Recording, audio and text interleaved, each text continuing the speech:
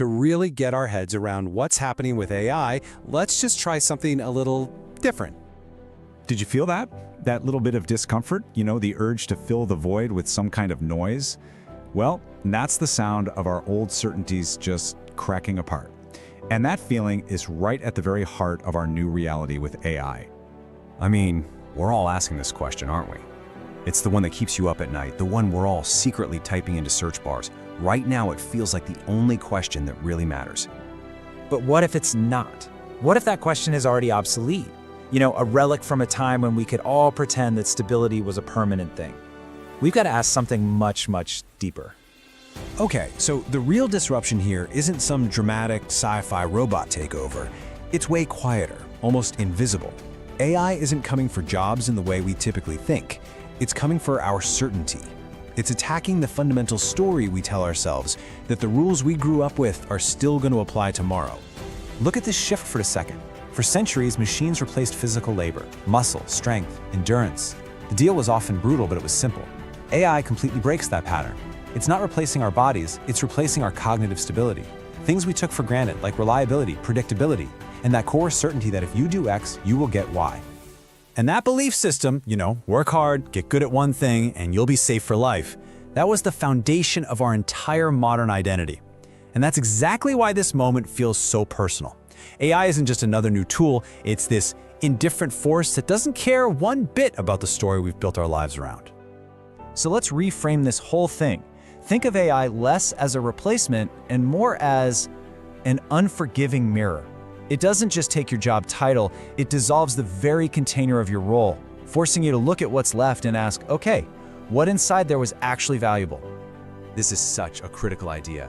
AI is not competing with humans. AI is exposing humans. Let that sink in for a second.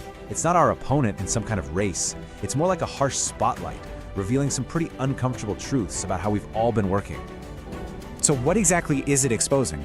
Well, for one, just how much of what we call knowledge work is honestly just repetition. It's pulling back the curtain on how often we confuse being busy with being useful. And maybe the toughest pill to swallow. It's showing us how many jobs only existed because replacing them was just too inconvenient or expensive. That inefficiency was protected by cost. Now, that protection is gone. Replacement has become trivial. And just like that, the baseline of competence rises for everyone. Perfect execution, flawless output, that's not special anymore. That's the new minimum. It's the invisible standard. The stuff that once made you impressive is now just assumed. And suddenly, we're forced to realize we were all standing on borrowed height. So if AI is making perfect execution a cheap commodity, then the entire hierarchy of value gets flipped completely on its head. Our real worth is no longer found in doing the task, it's now found in specializing in the one thing AI can't touch, being human. Think about it this way, it's just basic economics. Everything AI makes abundant becomes cheap. Instant answers, endless content, flawless execution, all cheap. So what becomes incredibly scarce and therefore incredibly valuable? The things it can't replicate. Asking truly quality questions, applying human context and taste, exercising moral judgment, and maybe the biggest one of all, building genuine trust. And here is its crucial limitation. AI understands patterns, but it does not understand meaning. It can generate a perfect strategy, but it feels zero consequences. It has no regrets. It has absolutely no skin in the messy, complicated, beautiful game of being alive. And this brings us right to the core of it all. The question we have to ask ourselves completely transforms. It stops being some abstract problem about the economy, and it becomes deeply, deeply personal. Because ultimately, AI isn't here to eliminate work. It's here to eliminate hiding. You can no longer hide behind a fancy credential or a routine you've mastered or the warm, comfortable excuse of this is how we've always done it. Because average is now fully automated. So it is time to put this old question to rest, for good. It was never the right one to begin with. It was born from a fear of being replaced when we should have been focused on being redefined. This is the question that takes its place. This is the only one that truly matters now. What part of my value cannot be automated? And yeah, it is a terrifying question, for sure, because it demands a level of raw honesty we've rarely been forced to practice before. Answering it means you've got to be brutally frank with yourself. Are you really paid for your unique insight or just for your output?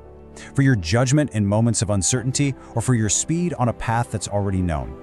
Is your value in creating meaning, or is it simply in compliance? The scary part is most of us don't really know because for so long our job title just answered that for us. The way forward isn't to fight this change, it's to adapt to it. The future belongs to those who see this rising baseline not as a threat, but as a kind of freedom.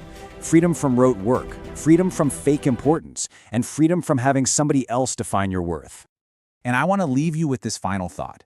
Your relevance, my relevance, it isn't a permanent asset that we own. It's a relationship. It's a relationship that must be continuously renegotiated with the world, day in and day out. So you see, the question was never about what AI will do to us. The question is, and it always has been, what will you do?